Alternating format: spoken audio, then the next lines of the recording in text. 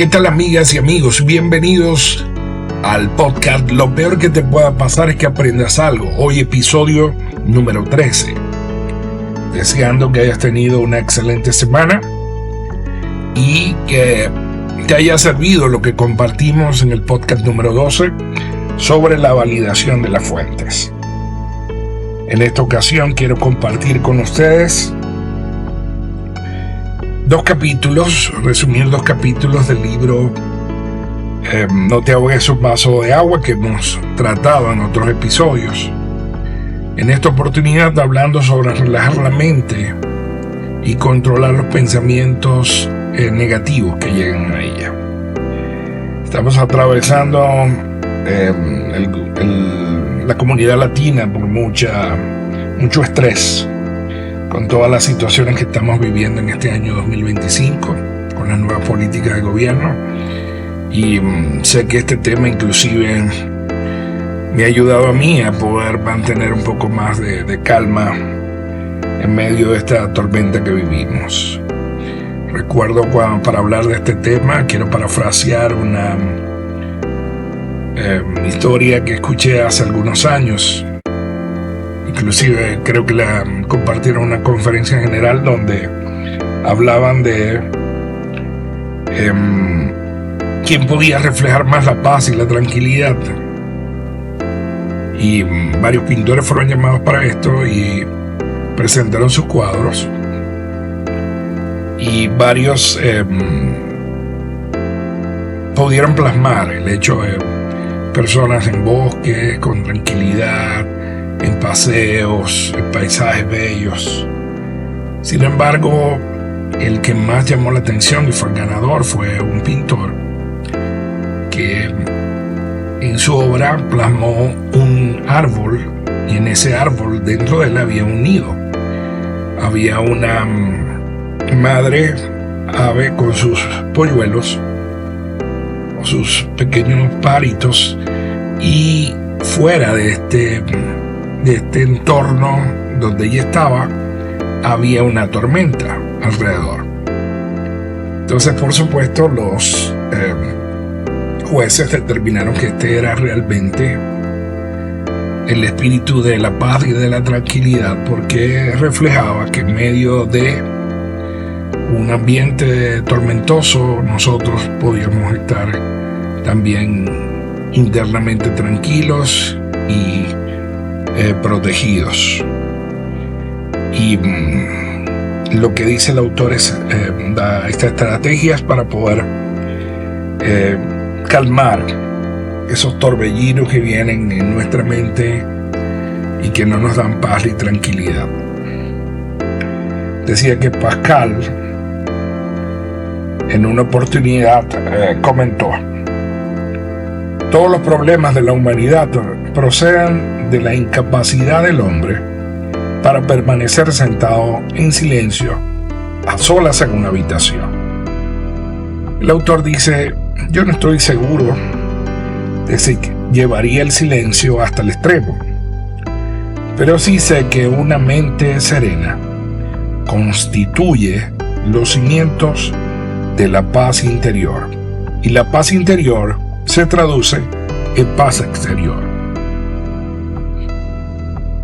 Aunque existen muchas técnicas para aplacar la mente, como la reflexión, el que hagamos respiraciones profundas, la contemplación o visualización, la técnica universalmente aceptada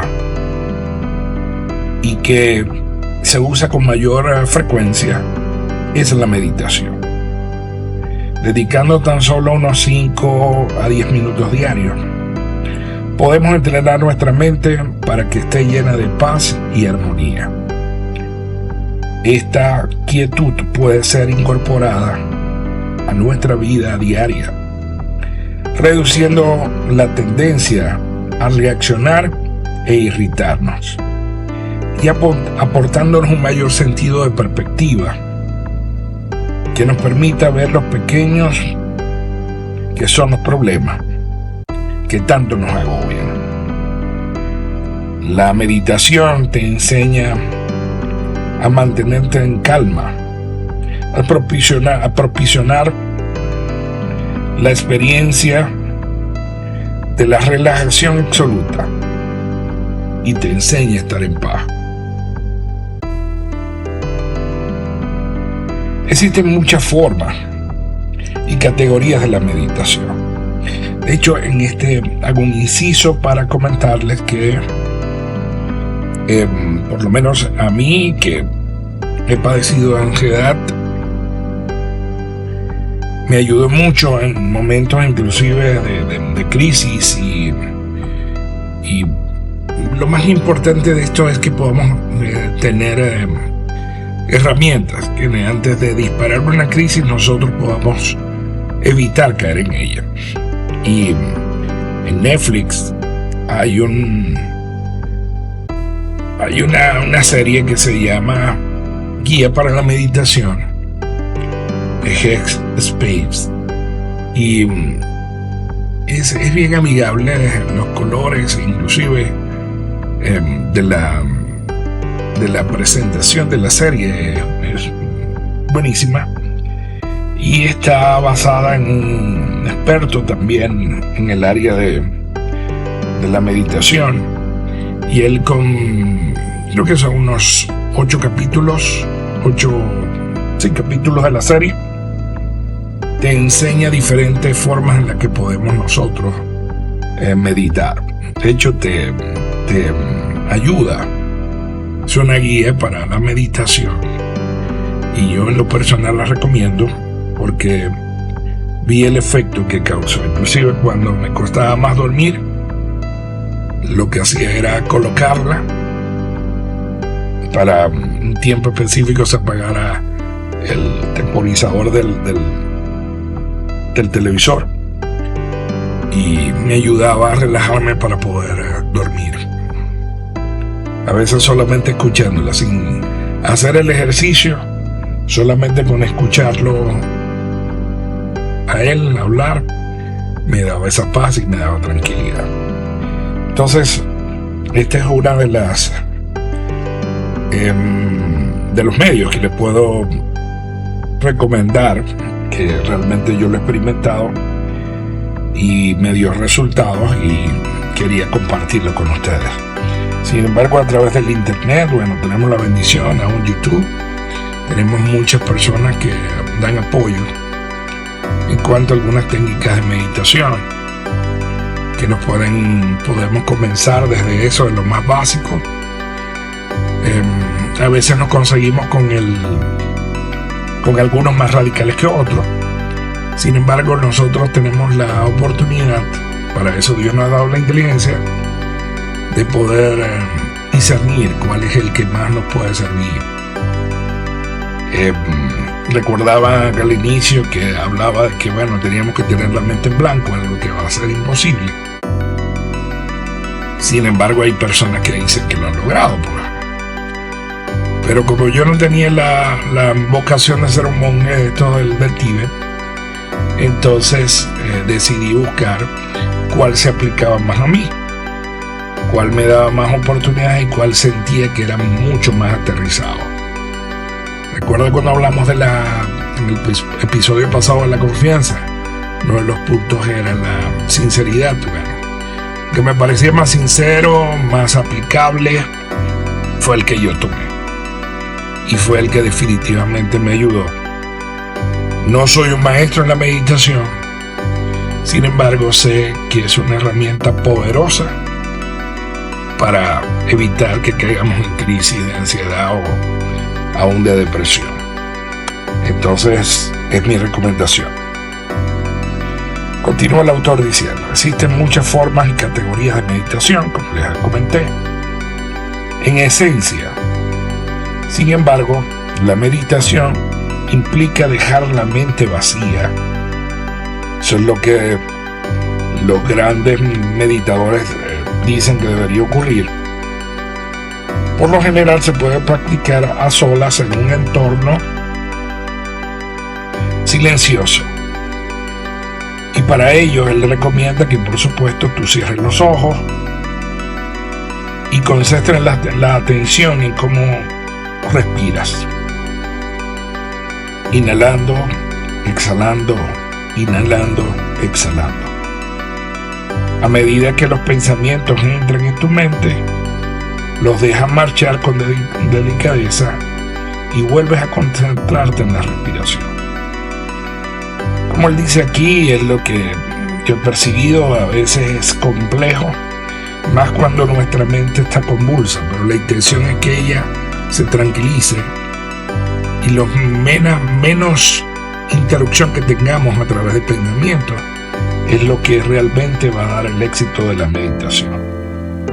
Si difícilmente logramos hacer el espacio necesario para nosotros poder hacer que podamos ir manejando los pensamientos que van viniendo y los vamos haciendo conscientes de que entró un pensamiento y lo voy con delicadeza, como dice él, dejándolo ir y volviendo a ver cómo estoy respirando, por supuesto va a ayudarme a que la meditación sea exitosa. Como decía en mi libro en una oportunidad, y es el refrán común de la práctica hace el maestro, a medida que nos vamos dedicando más a la meditación, vamos a ir haciendo que la técnica sea mucho más efectiva y nos vamos siendo más conscientes y vamos viendo su mayor utilidad. Si no somos constantes, como en todas las cosas, difícilmente vamos a ver resultados. Y entonces, por supuesto, vamos a abandonar de buenas a primeras. Él dice, haz esto una y otra vez, respirar, inhalar. De hecho, cuando ya estamos en crisis se habla de un tipo de respiración diferente, que es el 4-4-8. Hay unos que le llaman el triple 4, que también funciona.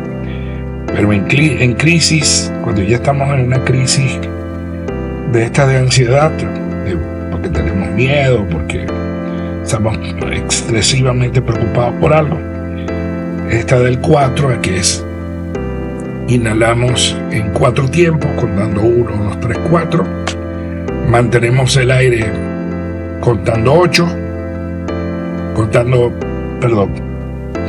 4 también o 6 en ocasiones, y botamos lentamente que podamos contar hasta 8. Esa es la técnica, puede ser 4, 6, 8, y esto nos va a ayudar a que si calmamos la respiración, el cuerpo perciba de que todo está bien, que realmente está bien, al menos que estemos en una situación extrema de peligro. Pero cuando no estamos en una situación extrema de peligro, entonces el cuerpo no puede estar acelerado así, la mente no puede estar enviando químicos diciendo, ahí estoy en peligro. Y con la respiración logramos hacerlo. Él dice, con el tiempo lograrás aprender a mantenerte concentrado en la respiración mientras descartas con suavidad cualquier pensamiento aparte de ella. O sea, la meditación es el canal, es la forma en como yo digo, ya va. Yo en ese momento estoy pensando en cómo estoy respirando. Por eso es que es tan importante el que logremos también hacerlo, porque nuestra mente está enfocada en cómo estoy respirando, cómo está entrando el aire, cómo está saliendo el aire, la calma que me comienza a brindar el hecho de estar respirando de una manera tranquila. Entonces, estoy seguro que les va a ayudar esto. Dice, pronto descubrirás que la meditación no es fácil. Desde el principio te vas a dar cuenta. Y va a haber días donde va a ser mucho más fácil que otros. Admitirá que la mente se te llena de pensamientos en los momentos en que intentas mantenerte en calma. Es raro que un principiante logre mantenerse centrada la atención durante más de un segundo. El truco para convertirte en un meditador eficaz reside en ser amable contigo mismo y ser constante. No te desanimes. unos pocos minutos al día te rendirán tremendos beneficios con el tiempo. Es probable que puedas encontrar clases de meditación en algún lugar, como les dije, el internet. Él habla de un centro comunitario. Sin embargo, el internet está lleno de buenos deseos y expertos en esta área. La técnica mucho más quizás conocida, o la que más te están ofreciendo, es el mindfulness, que es la concentración o la meditación plena. A veces, cuando me ha logrado también, o he logrado entenderla, porque no la entendí al principio, y es más sencilla que la técnica anterior, porque lo que hace es que te enfoques en lo que estás experimentando en el momento, en esto que estás sintiendo. Entonces yo decía, pero no me distraigo. No, si te concentras en cómo estás respirando, en el lugar donde estás sentado, en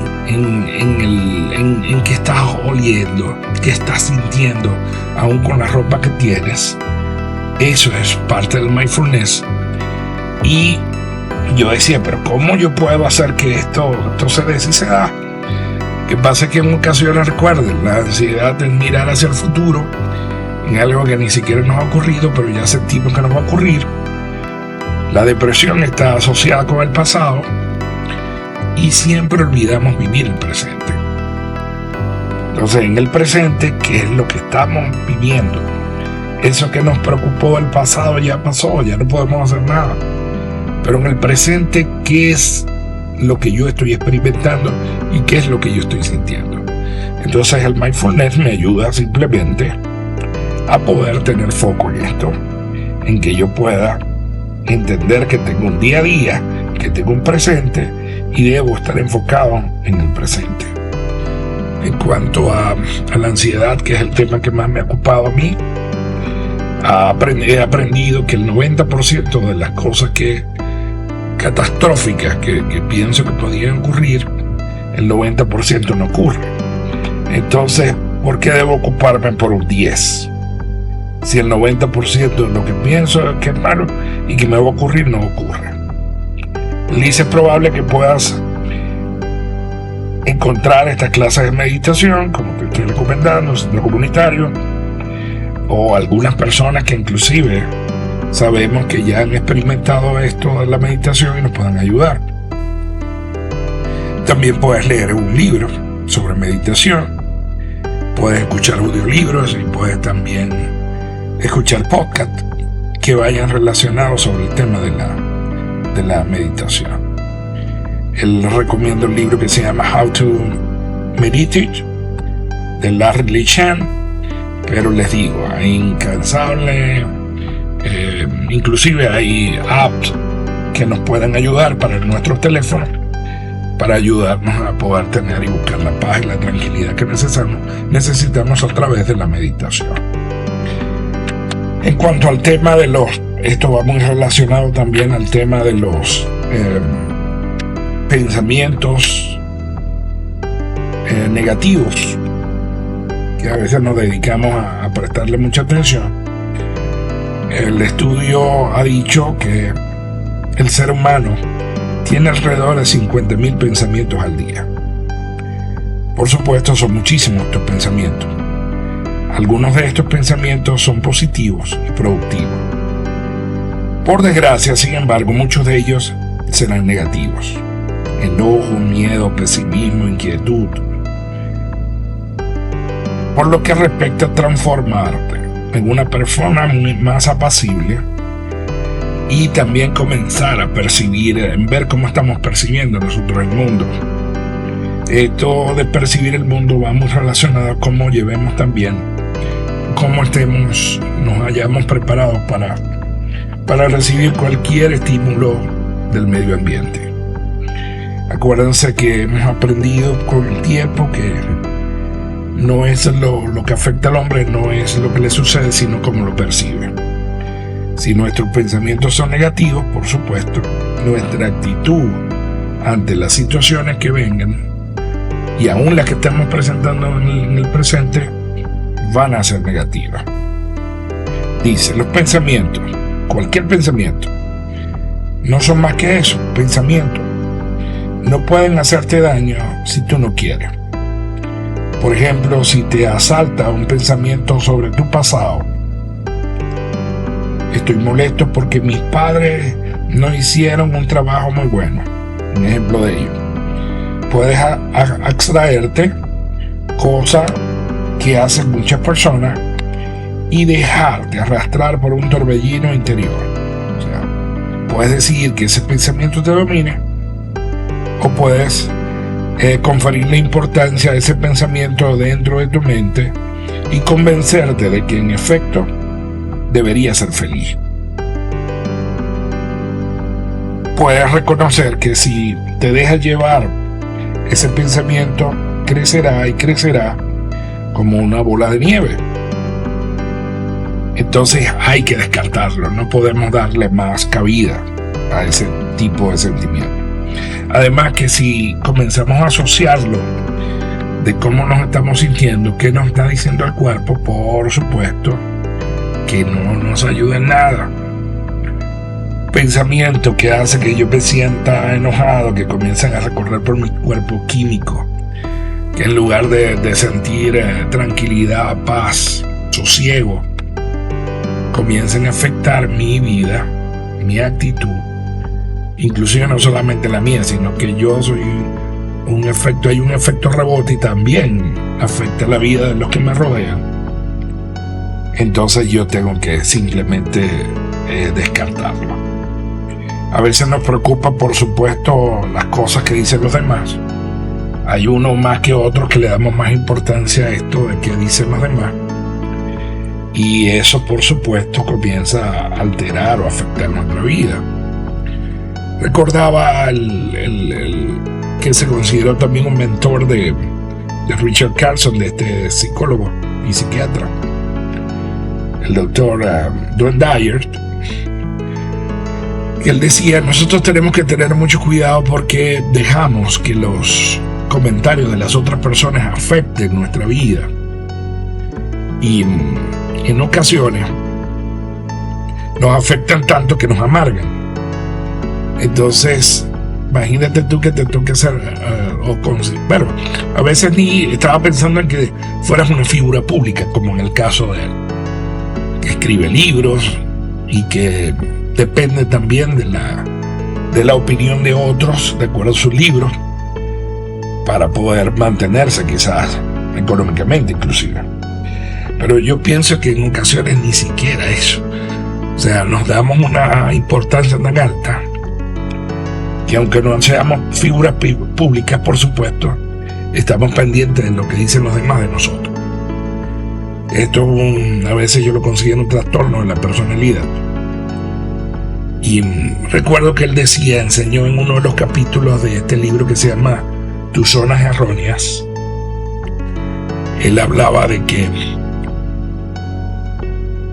él había estudiado que los políticos más prominentes inclusive del mundo generalmente no pasaban de un 50 y tanto, el que llegara a un 60% de aceptación de la gente era un super líder.